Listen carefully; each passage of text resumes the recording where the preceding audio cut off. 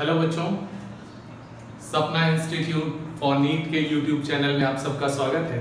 आज हम बात करेंगे रेस्पिरेटरी ऑर्गन की, एक्सक्रीटरी ऑर्गन की और नाइट्रोजनस वेस्ट प्रोडक्ट की।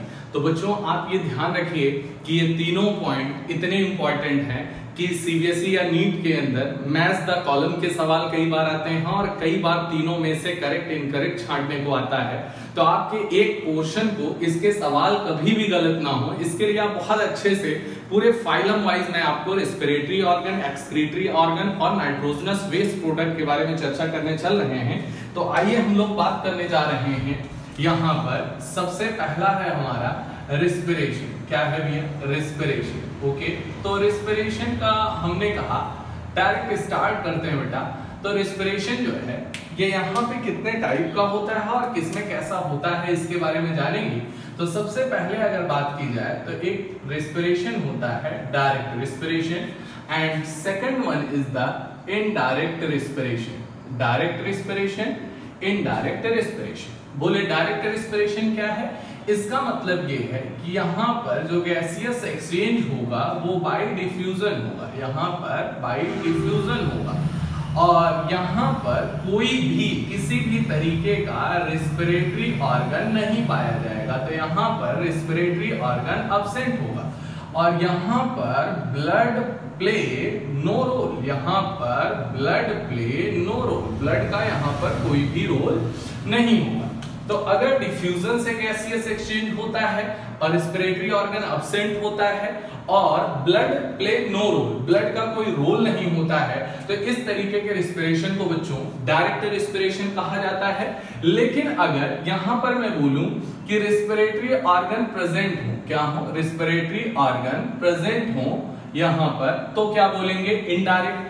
यहां पर अगर पूछा जाए तो ब्लड प्ले रोल, यहां पर blood play role in distribution, blood play role, तो इसे हम लोग बोलते हैं बेटा इनडायरेक्ट रेस्पिरेशन। ठीक है, सवाल ये कि यहां पर जो डायरेक्ट होंगे उनमें तो रेस्पिरेटरी ऑर्गन होगा ही। बोले सर एग्जांपल बता दिया जाए हम लोगों को। यहां पर सबसे पहले फाइलम वाइज चलिएगा तो यहां पर सबसे पहले आएगा बेटा पोरीफेरा। ओके, सेकंड नंबर आएगा सिलिंट्रेटा, सिलिंट्रेटा।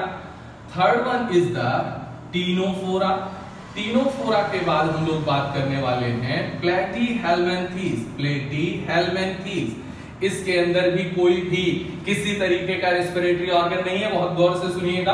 प्लेटीहेल्मिन्थीज। इसके अलावा बात की जाए एसके हेल्मिन्थीज, क्या बोलेंगे? एसके हेल्मिन्थीज। ओके, एसके हेल्मिन्थीज के बाद आता है एनेलिडा आर्थ्रोपोडा मोलस्का। अब हमने कहा एनेलिडा आर्थ्रोपोडा मोलस्का को हटाने के बाद यहां पर आएगा इकाइनोडर्मेटा। क्या आएगा? इकाइनोडर्मेटा। इकाइनोडर्मेटा के बाद आ रहा है हेमिकॉर्डेटा। डायरेक्ट फाइलम में चलिए, कभी भी आपसे गलती नहीं होगी। हेमिकॉर्डेटा। नेक्स्ट हेमिकॉर्डेटा, यहां तक तो आ गया इकाइनोडर्मेटा, हेमिकॉर्डेटा। ये पूरा का पूरा जितना भी आपको एग्जांपल दिख रहा है बच्चों, ये सब के सब जो है वो डायरेक्ट रेस्पिरेशन करते हैं।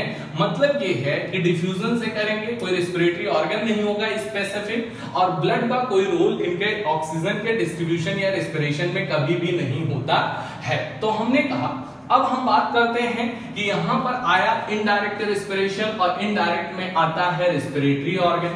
रेस्पिरेटरी ऑर्गन की अगर बात करें तो हम कह सकते हैं कि सबसे पहले इसमें किस तरीके से और कैसे आएंगे कौन कौन। तो अगर यहां पर मैं बात करूं कि बाय स्किन, किससे? बाय स्किन अगर रेस्पिरेशन हो रहा है, हो सकता है बाय स्किन हो सकता है।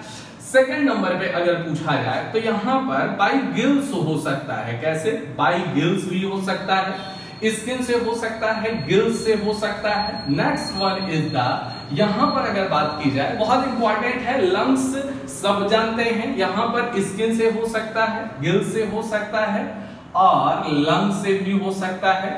अब हमने कहा कि यहां पर अगर बात की जाए स्किन से, तो स्किन से होने वाले रेस्पिरेशन को हम लोग बोलते हैं क्यूटेनियस रेस्पिरेशन। क्या बोलेंगे?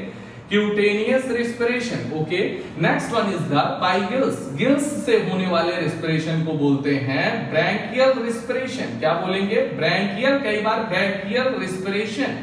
ओके, नेक्स्ट आते हैं हम लोग लंग्स से होने वाले रेस्पिरेशन को हम लोग बोलते हैं यहाँ पल्मोनरी रेस्पिरेशन, क्या बोला जाएगा? Pulmonary respiration. आइए एग्जांपल देख लेते हैं इनके। तो आप बताएं इसमें कौन कौन छूटे हैं। अगर मैं बात करूं पोरीफेरा, सेलिंटेटा, टिनोफोरा, प्लेटीहेलमिंथेस, एस्केहेलमिंथेस, यहां तक सीक्वेंस है। नेक्स्ट आता है यहां पर एनेलिडा, और एनेलिडा का सबसे फेमस है अर्थवॉर्म, तो मैं यहां पर लिखने जा रहा हूं फाइलम जो है वो है कौन? एनेलिडा। और एनेलिडा का मैं एग्जांपल अगर लिख दूं बेटा तो यहां पर आएगा क्या? अर्थवॉर्म। अर्थवॉर्म में क्यूटेनियस रेस्पिरेशन पाया जाता है। ओके, अब हम आते हैं यहाँ ब्रैंकियल रेस्पिरेशन। ब्रैंकियल का मतलब है गिल्स से, और गिल्स का मतलब पानी में रहने वाले मोस्टली। और यहाँ पर मैं एग्जांपल लिख रहा हूं बेटा, एक तो आएंगे मोलस, और मोलस से अलावा आएंगी पीसीज या फिर फिशेज। यहां पर बोला जाए पीसीज या फिर फिशेज बोल दीजिए, और मोलस। और मोलस में जो यहाँ पर फीदर लाइक गिल्स पाए जाते हैं, कैसे पाए जाएंगे? फीदर लाइक गिल्स पाए जाते हैं for respiration and excretion both. तो ये इंपॉर्टेंट है, एनसीईआरटी की लाइन भी है। तो आप देखिए एनेलिडा हो गया, मोलस्का हो गया, छूटा कौन? आर्थ्रोपोडा। आइए आर्थ्रोपोडा के बारे में बात करते हैं। यहां पर अगर बात की जाए तो हम बात करने जा रहे हैं कि आर्थ्रोपोडा में रेस्पिरेटरी ऑर्गन। सबसे इंपॉर्टेंट बात यह है कि इसमें किसमें आपको देखना है। तो सबसे first one is the insecta cockroach. क्या बोलेंगे बेटा? इंसेक्टा, और इंसेक्टा में कॉकरोचेज बोल दीजिए, कॉकरोच आएगा, इंसेक्टा कॉकरोचेज। इसके अंदर किससे होता है? नेक्स्ट आते हैं हम लोग यहाँ spider and scorpion, spider and scorpion. और नेक्स्ट हम लोग आते हैं लिमुलस। क्या आएगा? लिमुलस। और नेक्स्ट आएगा यहाँ पर एक्वेटिक आर्थ्रोपोड्स। तो बहुत इंपॉर्टेंट है ये आपके लिए, एग्जाम में बहुत बार सवाल पूछा गया बेटा। एक्वेटिक आर्थ्रोपोड को हम लोग बोल देते हैं क्रस्टेशियंस, और क्रस्टेशियंस में एग्जांपल अगर लिखें तो प्रॉन। ओके, आइए बात करते हैं बेटा, यहां इंसेक्टा के अंदर पाया जाता है ट्रैकियल ट्यूब नेटवर्क सिस्टम। यहां इंसेक्टा के अंदर जो पाया जाएगा वो पाया जाएगा tracheal tube network system. Okay, this is the respiratory system, respiratory organ in arthropoda. अगर बात की जाए यहां पर स्पाइडर और स्कॉर्पियन, तो इनके अंदर पाया जाता है book lungs, most important book lungs. Okay, Limulus की अगर बात करें बेटा तो ये पाए जाएंगे बुक गिल्स, इसमें बुक गिल्स। ओके, नेक्स्ट आता है एक्वेटिक आर्थ्रोपोड्स, क्रस्टेशियंस या फिर प्रॉन के अंदर अगर बात की जाए तो इनके अंदर पाया जाता है गिल्स से, गिल्स से। तो अब आप बताएं ट्रैकियल ट्यूब नेटवर्क सिस्टम किसमें? इंसेक्टा कॉकरोचेज के अंदर, बुकलंग्स किसमें? स्पाइडर स्कॉर्पियन के अंदर, बुकगिल्स किसमें? लिमुलस, किंग क्रैब बोला जाता है। एक्वेटिक आर्थ्रोपोड्स, क्रस्टेशियंस या प्रॉन के अंदर पाए जाते हैं गिल्स। तो अब आप देख सकते हैं यहां पर गिल्स से होने वाला रेस्पिरेशन आर्थ्रोपोडा में ब्रैकियल कहलाएगा।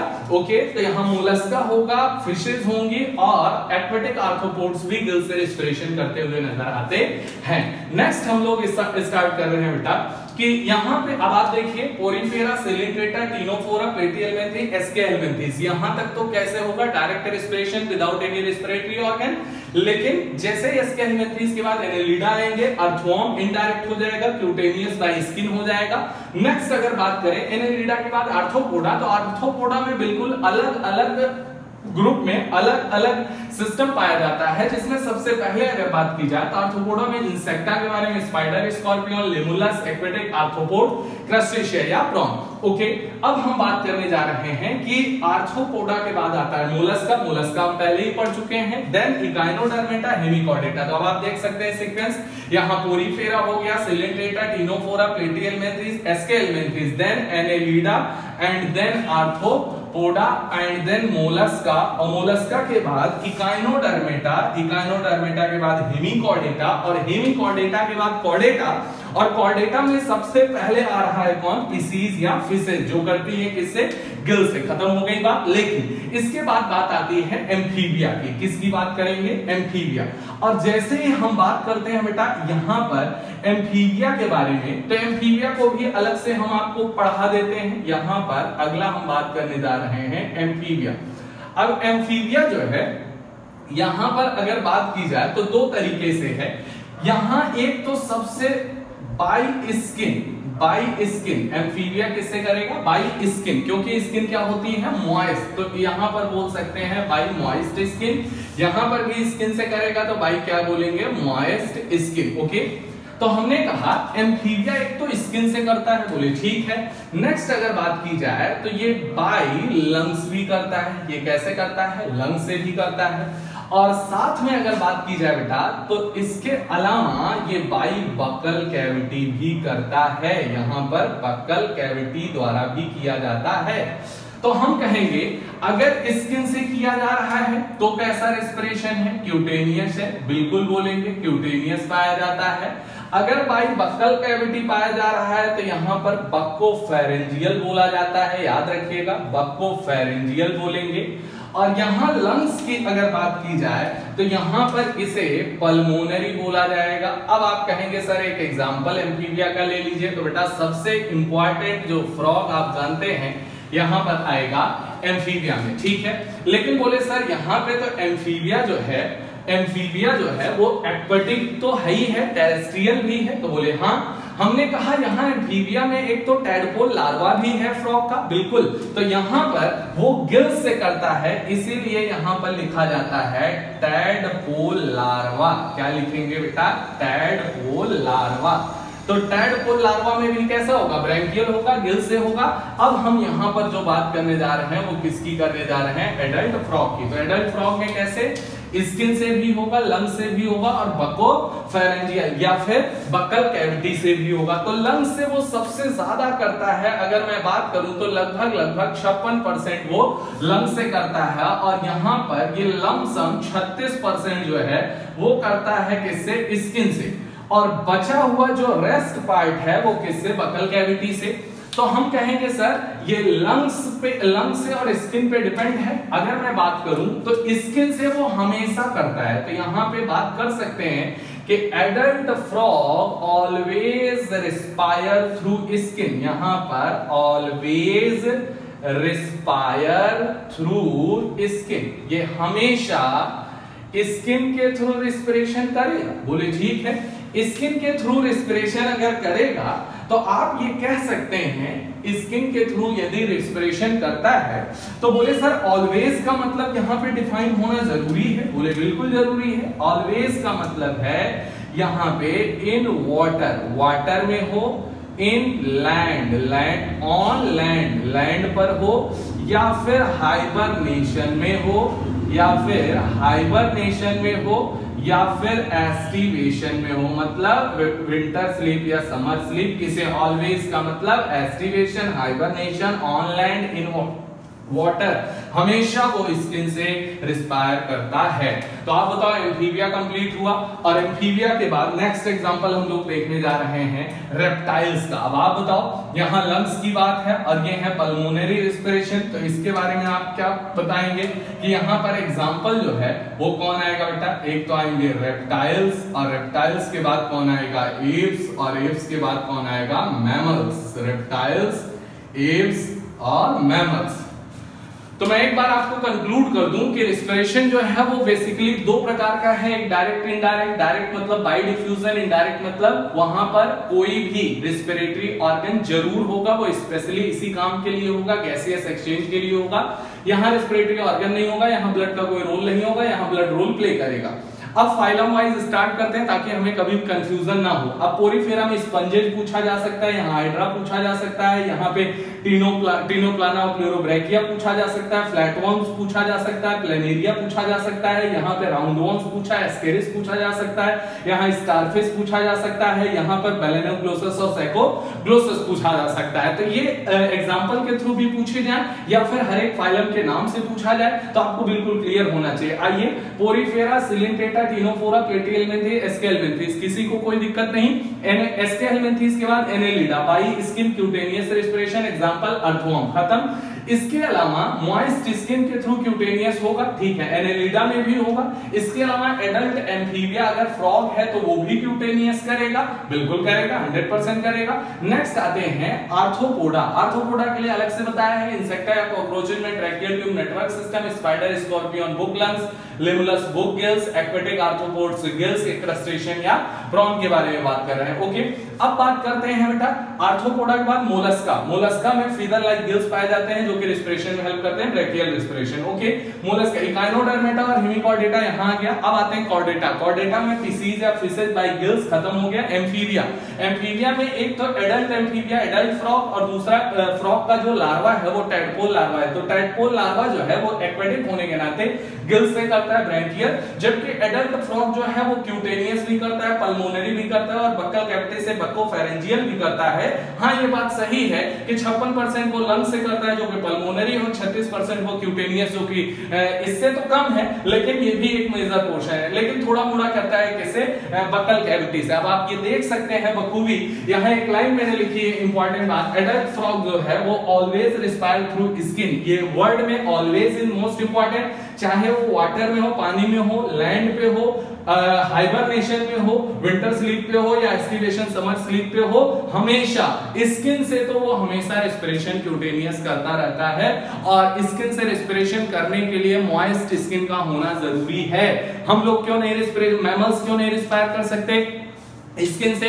तो बोले सर क्या स्किन से रेस्पिरेशन करने के लिए क्या कुछ क्राइटेरिया चाहिए? हाँ, तो हमने कहा अगर स्किन से आपको रेस्पिरेशन करना है तो पहला क्राइटेरिया आप फुलफिल करिए कि वो मॉइस्ट होनी चाहिए, ठीक है। तो पहला क्राइटेरिया आपको क्या करना पड़ेगा, मॉइस्ट। दूसरा आना चाहिए कि लार्ज सरफेस एरिया, क्या बोलेंगे, लार्ज सरफेस एरिया, यहां पर कैसा होना चाहिए, लार्ज सरफेस एरिया होना चाहिए। अगला तीसरा, यहां पर हाई कैपिलरी नेटवर्क, यहां पर हाई ब्लड कैपिलरी नेटवर्क होना चाहिए। यहां पर बोलेंगे हाई ब्लड कैपिलरी नेटवर्क होना चाहिए। अगर ये नहीं है, हाई ब्लड कैपिलरी नेटवर्क होना चाहिए, तो यहां पर मॉइस्ट होना चाहिए, लार्ज सरफेस एरिया होना चाहिए, हाई ब्लड कैपिलरी नेटवर्क होना चाहिए, और भी कई क्राइटेरिया। लेकिन आप बताओ हमारी स्किन मॉइस्ट है मैमल्स की क्या? नहीं। तो इसी वजह से हम लोग ये क्राइटेरिया किसके लिए है, क्राइटेरिया फॉर, यहां पर बोल सकते हैं criteria for respiration through skin, respire through skin से अगर आपको रेस्पिरेशन करना है तो मॉइस्ट होनी चाहिए, लार्ज सरफेस एरिया होना चाहिए, हाई ब्लड कैपिलरी नेटवर्क होना चाहिए। तो यहां पर तभी जाके ये क्राइटेरिया पूरा हो पाएगा, तभी आप स्किन से रेस्पिरेशन, जो कि फ्रॉग के अंदर पाई जाती है, जो कि एनेलिडा अर्थवर्म के अंदर पाई जाती है। तो ये हम लोगों ने बात की। अब आपका सवाल कभी भी रेस्पिरेटरी ऑर्गन से गलत नहीं होना चाहिए, चाहे कैसा भी मैच द कॉलम आए, किसी भी फाइलम, किसी भी एग्जांपल को लेके आए, वो कभी भी गलत नहीं होना चाहिए। नेक्स्ट हम लोग देखेंगे एक्सक्रीटरी ऑर्गन। हम लोगों ने पढ़ा रेस्पिरेशन दो टाइप का होता है, डायरेक्ट और इनडायरेक्ट। मैंने एक वर्ड का यूज नहीं किया, जनरल बॉडी सरफेस, लेकिन मैं अब आपको बता देता हूं कि रेस्पिरेशन में डायरेक्ट और इनडायरेक्ट ये आप जानते ही हैं। डायरेक्ट में रेस्पिरेटरी ऑर्गन नहीं होगा, इनडायरेक्ट में होगा। ब्लड का कोई रोल नहीं होगा डायरेक्ट में, जबकि इनडायरेक्ट में होगा। यहाँ डायरेक्ट में बाय डिफ्यूजन होगा हमेशा गैसियस एक्सचेंज। अब कहां से होगा? जब रेस्पिरेटरी ऑर्गन नहीं होगा तो वो जीबीएस, जनरल बॉडी सरफेस। तो ये याद रखिएगा बच्चों, जनरल बॉडी सरफेस से। जबकि यहाँ पे क्या होंगे, स्पेशलाइज्ड और स्पेसिफिक क्या होंगे, रेस्पिरेटरी ऑर्गन्स होंगे, जिनके बारे में हम लोगों ने डिस्कस कर लिया है। तो हमें बस ये जनरल बॉडी सरफेस बताना था। तो अगर मैं आपसे पूछूं कि जनरल बॉडी सरफेस से कौन कौन करेगा यहाँ पे रेस्पिरेशन, तो आप बोल सकते हैं पोरीफेरा, सिलेंड्रेटा, टिनोफोरा, प्लेटिहेलमिन्थेस, एस्केहेलमिन्थेस, और इसके बाद आएगा इकाइनोडर्मेटा और हेमिकॉर्डेटा। तो ये सब के सब जो है डायरेक्ट के एग्जांपल हैं और साथ में जनरल बॉडी सरफेस पे।